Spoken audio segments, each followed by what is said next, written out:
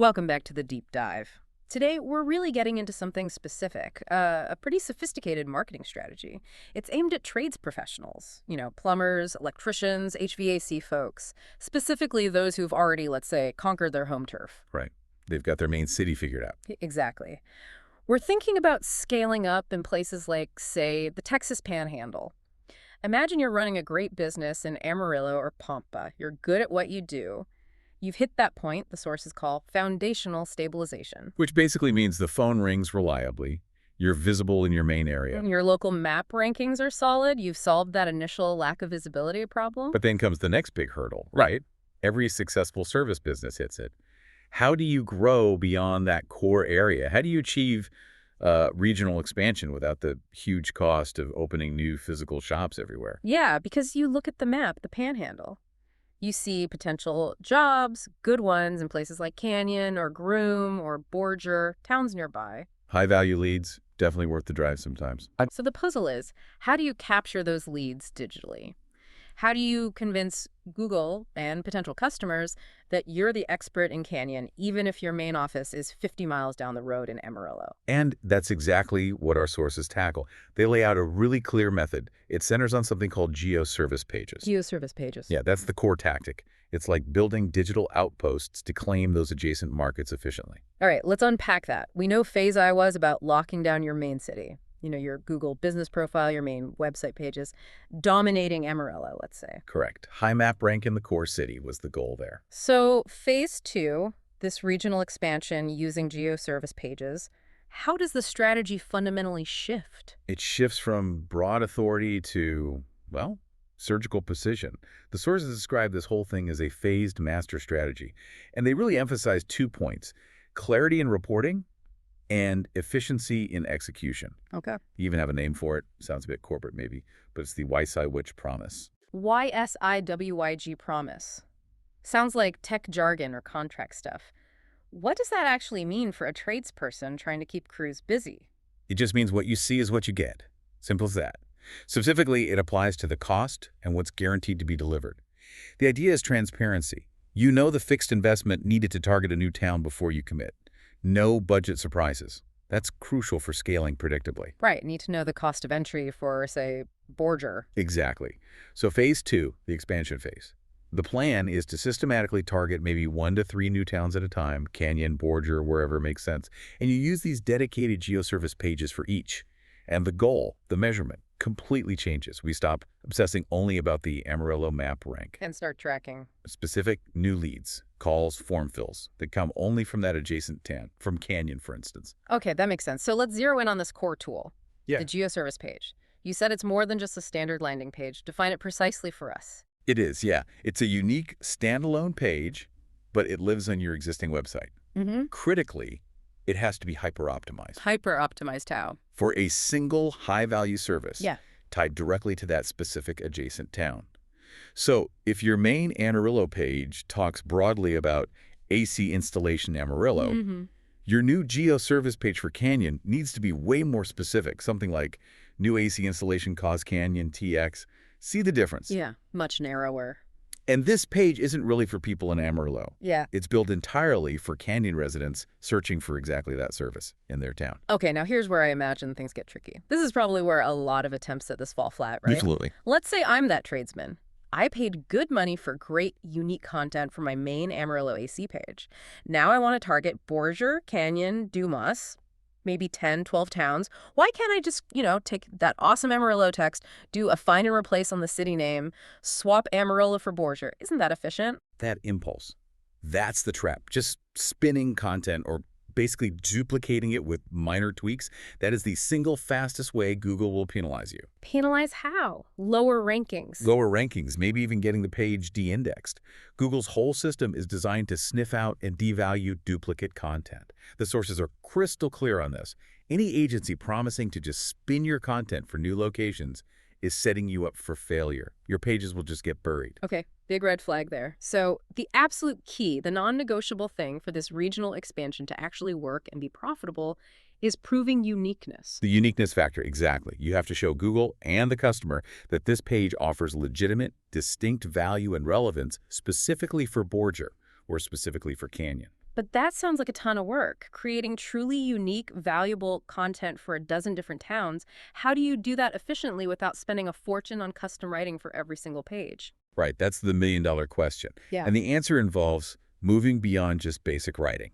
It's about smart data synthesis first. This uniqueness factor rests on two main pillars, according to the sources. Pillar one is hyper-local content synthesis. Okay.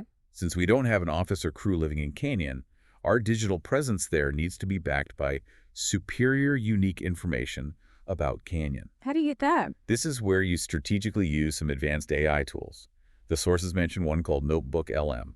But critically, you don't use it to just churn out generic text. Okay, what do you use it for? You use it to synthesize local data, feed it information about competitor service areas around Canyon, any unique Canyon building codes, maybe recent local news relevant to housing or construction, specific permit rules for that municipality. Wow, okay. The tool helps cross-reference all that and generates a detailed analysis before you even start drafting the page content. It's like creating an intelligence briefing for that specific town. So you're approaching content like deep research for each new market, building a unique relevance profile for Canyon that's fundamentally different from Pampa's. Precisely. You have to. Yeah. And that detailed understanding directly fuels the second pillar, unique narratives. Unique narratives, meaning the actual words on the page. Yes.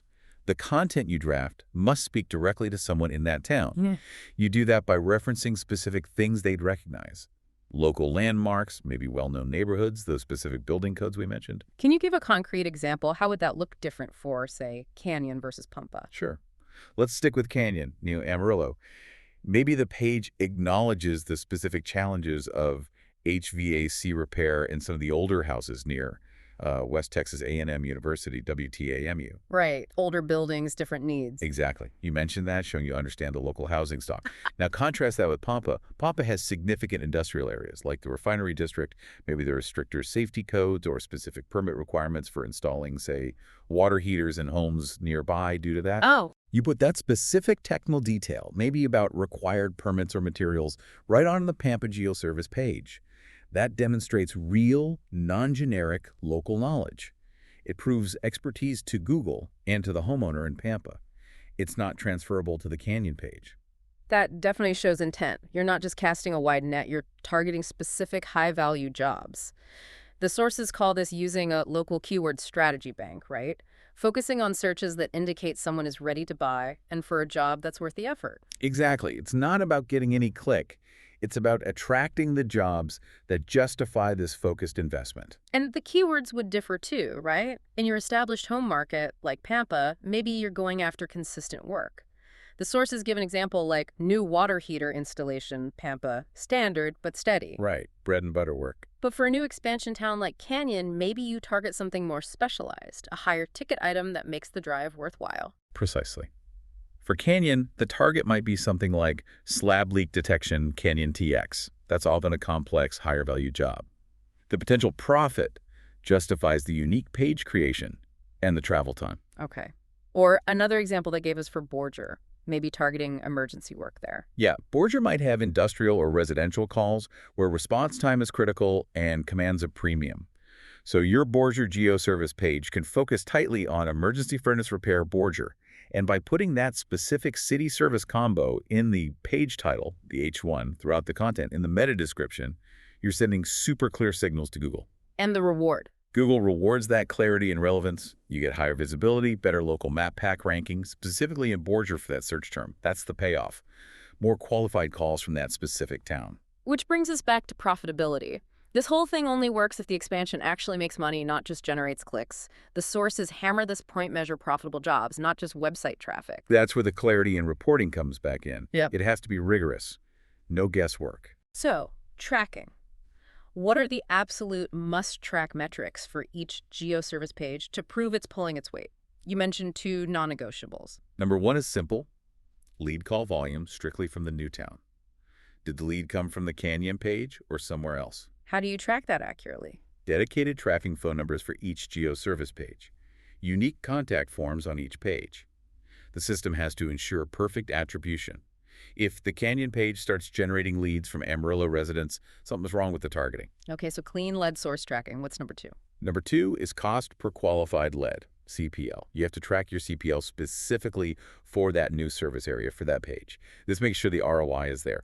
Obviously, your acceptable CPL for a high-ticket job like slab leak detection in Canyon will be higher than for a basic faucet repair in your home market. But it must remain profitable based on your margins for that service. Tracking CPL makes total sense.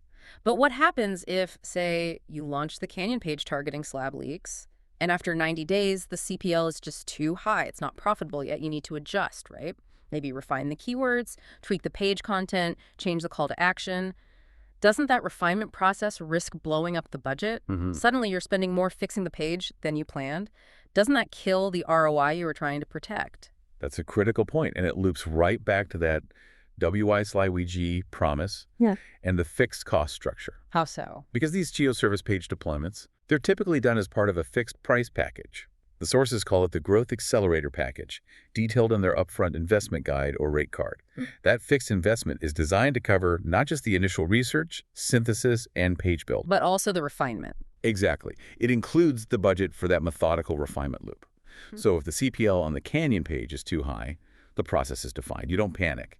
You go back to a local keyword strategy bank, maybe find related high-intent keywords you missed. You refine the page content, perhaps using AI tools like Gemini, as the sources mentioned, to help draft more compelling ad copy variations or better meta descriptions based on what the data shows isn't working. So the cost of optimizing the page is already baked into the initial plan. You can tweak and improve without worrying about hourly charges or the budget spiraling. Precisely. The goal is a sustainable, profitable expansion engine. The digital asset gets continuously improved, but within that predictable, transparent investment. It removes the fear of runaway costs during optimization. That makes the whole concept of scaling much more manageable. It creates a system. It really does. And that system is vital. Relying only on word of mouth in your main city that caps your growth, especially in a spread-out area like the Panhandle. For trades businesses serious about significant growth, the path forward really shifts. You move from foundational stabilization in your core market directly into a structured, repeatable model for regional expansion. It's like a blueprint then, a way to enter new markets using these digital assets, these geo-service pages, instead of having to build expensive new physical locations everywhere. You're leveraging hyperlocal digital strategy, smart data use, AI efficiency, all to make sure that potential customers in every profitable town nearby know your name and trust your expertise, even if your truck is based miles away. So wrapping this up, what's the big takeaway for you, the listener, the service pro? It seems the lesson is that geography, the map itself, isn't the hard barrier it used to be. Right. You don't always need bricks and mortar in every town. Instead, geography becomes a digital territory, an asset you can claim strategically, town by town, using this kind of hyper-local content that genuinely proves, their specific needs. It changes the game. And it leads to a final thought, maybe something provocative to consider. Okay. If this kind of strategy, focused on deep local synthesis, unique narratives, fixed costs, and AI tools, can let a trades business effectively claim every profitable town across a huge area like the Texas Panhandle, well, what other invisible boundaries might be holding back completely different kinds of service businesses? Are there specialized high-value customer segments or geographic pockets that you currently see as out of reach, but could potentially be claimed digitally with the right hyper-focused strategy? Something to think about.